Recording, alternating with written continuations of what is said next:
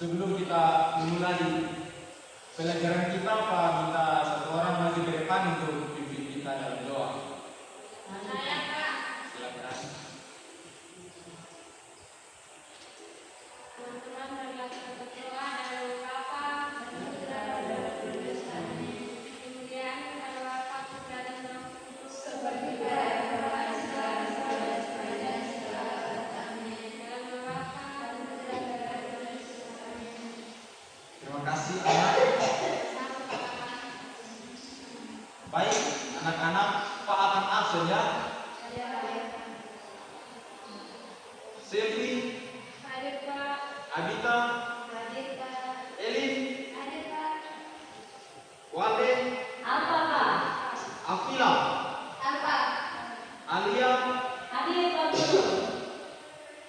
Baik anak-anak, yang tidak hadir kasih tahu ya. Ya. Saya besok mereka hadir. Ya. Baik anak-anak, kita langsung masuk ke dalam materi kita. Materi kita hari ini adalah, siapa yang bisa baca anak-anak? Saya. Ya, anak ini silakan. Hak dan kewajiban sebagai anggota gereja, Pak. Baik, hak dan kewajiban sebagai Anggota gereja.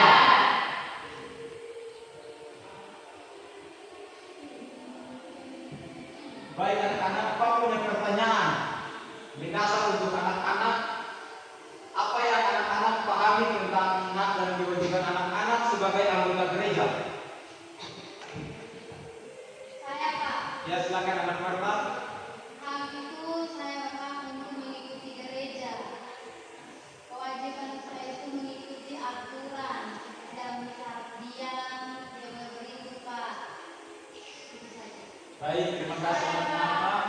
Ya, silakan Indri. Hak sebagai anggota gereja menerima sakramen seperti sakramen baptis, ekaristi, dan tobat. Kewajiban berpartisipasi dalam perayaan ekaristi setiap hari Minggu, Pak. Baik, terima kasih. Jawabannya sangat benar. Mari kita berikan.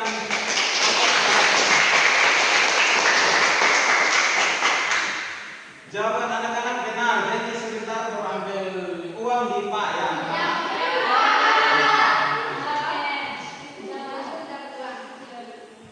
Apa yang anak-anak telah jawab dari pertanyaan ini? Jawabannya sangat benar. Kita sebagai anggota gereja mempunyai hak dan kewajiban, yaitu hak untuk menerima sakramen komunio, sakramen ekaristi, dan juga sakramen baptis.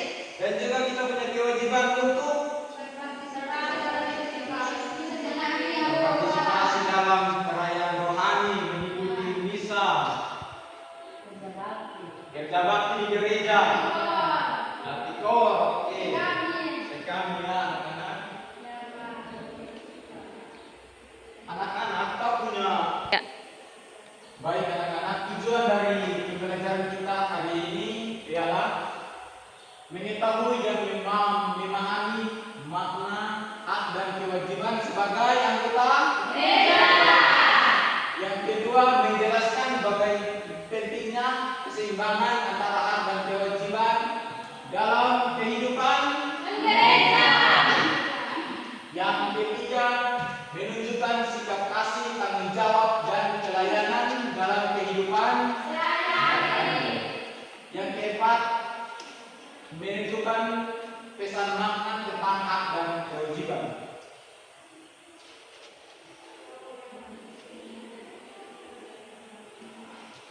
Anak-anak, Pak punya gambar ini. Pak minta anak-anak amati gambar ini, dan juga gambar ini sebagai tugas individu anak-anak untuk mengerjakan, dan Pak berikan waktu 2 menit.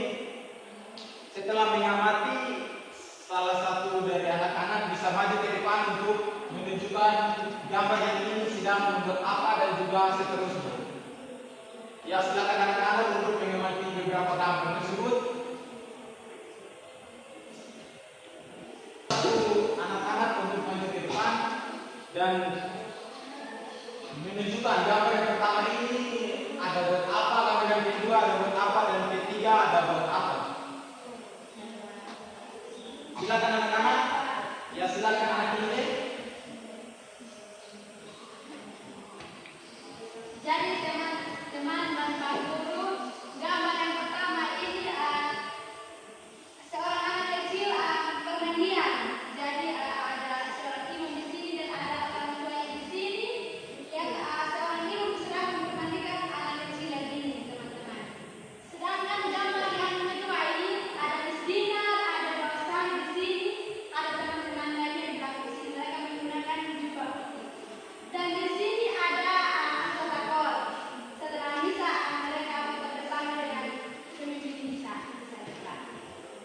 Baik, terima kasih anak ide. Mari kita berikan aplaus kepada.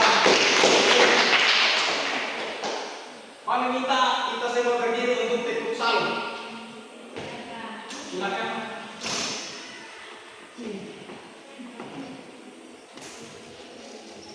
Tekuk salam.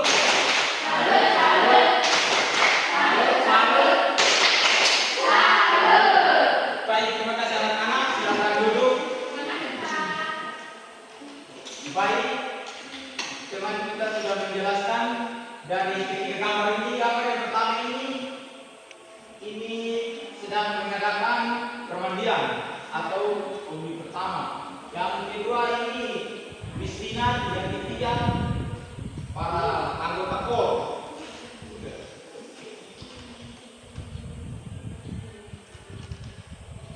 Pak punya pertanyaan untuk anak-anak.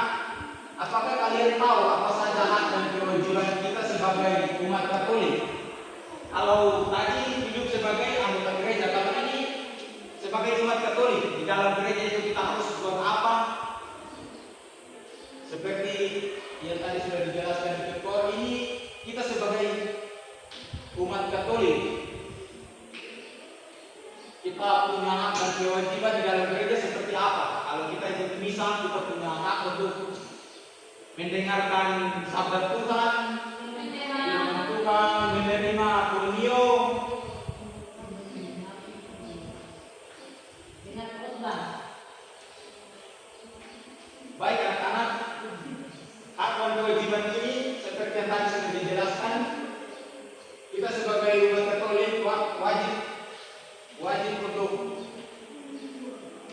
menjaga kesatuan dan persaudaraan dalam gereja. Terus kita harus mendukung karya gereja. Terus kita harus berpartisipasi dalam perayaan Ekaristi setiap hari, seperti hari Minggu dan juga misa harian. Terus kita punya hak untuk memperoleh kesempatan untuk berkembang dalam iman dan panggilan hidup.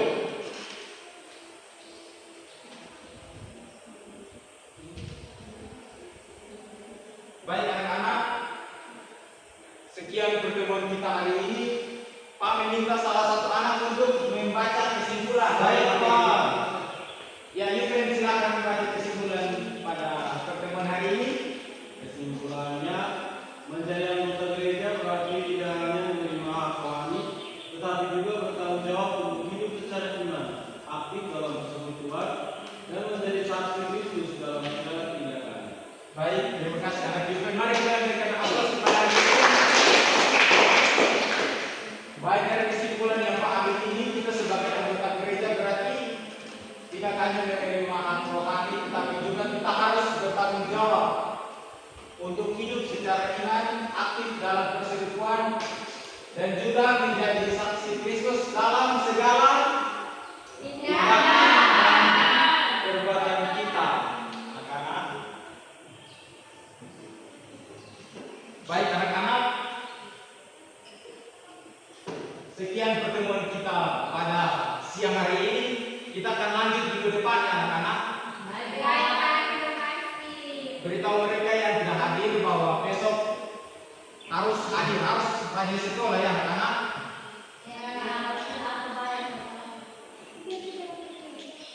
Baik, hari ini Pak sudah memberikan tugas. Minggu depan kita adakan ujian.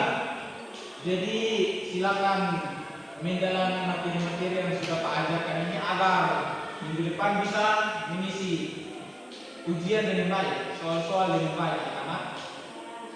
Baik, sebelum kita menutupi pertemuan kita pada siang hari ini, Pak minta anak Alia untuk maju ke depan pimpin kita dalam doa penutup.